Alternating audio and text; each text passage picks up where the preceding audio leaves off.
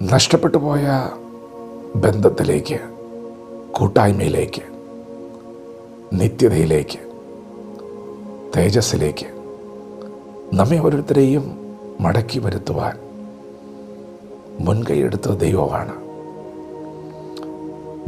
നമ്മെ ആദ്യം സ്നേഹിച്ചത്.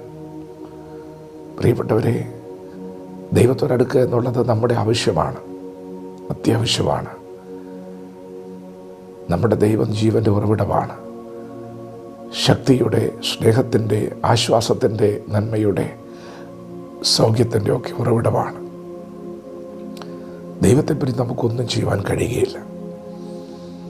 നമ്മുടെ ജീവിതത്തിൽ വന്ന വീഴ്ചകളുടെ പ്രധാന കാരണം ദൈവത്തിൽ നിന്ന് നാം അകന്നു പോയതുകൊണ്ടാണ്.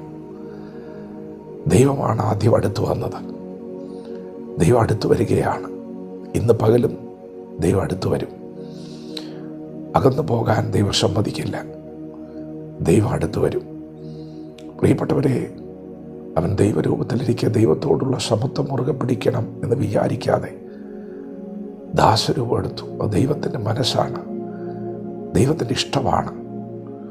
നമ്മേക്കാൾ ദൈവമാണ് ഈ കൂട്ടായ്മ വിജയകരമായി മുൻപോട്ട് കൊണ്ടുപോകുവാൻ, അനുഗ്രഹിക്കപ്പെടുവാൻ മുൻകൈ എടുക്കുന്നത്. പ്രിയപ്പെട്ടവരെ, ദൈവം തൻ്റെ ഹൃദയത്തിൽ നമ്മെ ഓരോരുത്തരെയും വീണ്ടെടുക്കണമെന്ന് ആഗ്രഹിച്ചിട്ടുണ്ടെങ്കിൽ, സ്വന്തമാക്കണമെന്ന് ആഗ്രഹിച്ചിട്ടുണ്ടെങ്കിൽ ആ ആലോചന നിവൃത്തിയാകും. അതൊരിക്കലും പരാജയപ്പെടുകയില്ല. ഇന്ന് പകൽക്കാലം ദൈവത്തോടടുക്കുവാൻ, ദൈവവിഷയത്തിൽ സമ്പന്നരാകുവാൻ, ദൈവാലയത്തോട് ചേർന്ന് നിൽക്കുവാൻ നിങ്ങളുടെ അകത്തൊരു ഉത്സാഹം വരുന്നുണ്ടെങ്കിൽ, നിങ്ങളുടെ അകത്തൊരു പ്രേരണയുണ്ടെങ്കിൽ, ദൈവം നിങ്ങളോട് ചിലത് കൽപ്പിക്കുന്നുണ്ടെങ്കിൽ, ചില ആലോചനകൾ, ചില നിർദ്ദേശങ്ങൾ ദൈവവിഷയ സംബന്ധമായി, ആലയ സംബന്ധമായിട്ടൊക്കെ നിങ്ങൾക്ക് ലഭിക്കുന്നുണ്ടെങ്കിൽ, പ്രിയപ്പെട്ടവരെ, നിങ്ങൾ സന്തോഷത്തോടെ ദൈവം പറഞ്ഞത് ചെയ്യാൻ മുൻപിൽ വരണം.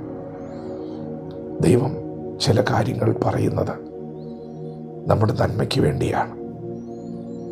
അനുസരണക്കേട് നിമിത്തമാണ് ഈ ഭൂമി ശപിക്കപ്പെട്ടത്.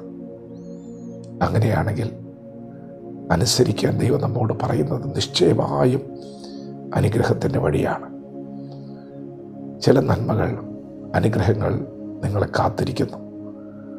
ദൈവം നിങ്ങളോട് പറഞ്ഞ ആലോചനകൾ, കൽപ്പനകൾ, നിർദ്ദേശങ്ങൾ ദൈവവിഷയ സംബന്ധമായി, ആലയ സംബന്ധമായി ചെയ്യുവാൻ നിങ്ങൾ ഉത്സാഹത്തോടെ മുന്നിൽ വന്നാൽ നിശ്ചയമായും ആ അനുഗ്രഹം നിങ്ങൾ കാണും.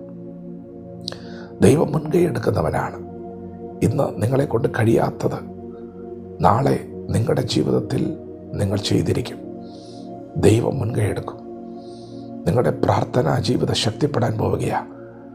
വചനം എന്ന് ഗ്രഹിക്കുന്നില്ലേ? നിങ്ങൾ നാളെ വചനം ഗ്രഹിക്കും. നിങ്ങൾ വചനം പ്രസംഗിക്കുന്നവരാകും. എന്താണോ നിങ്ങൾ ഇന്ന് പകൽ എനിക്ക് കഴിയുന്നില്ല എന്ന് പറയുന്നത് ദൈവവിഷയ സംബന്ധമായി, അത് നാളെ നിങ്ങളുടെ ജീവിതത്തിൽ സാധ്യമാകും. ദൈവം മുൻകൈയെടുക്കും. വിശ്വസിക്കുക, ദൈവം മുൻകൈയെടുക്കും. വചനത്തോട് പ്രതികരിക്കാം. ദൈവം നമ്മെ ഓരോരുത്തരും ഈ പകൽ അനുഗ്രഹിക്കുമാറാകട്ടെ. ആമേൻ.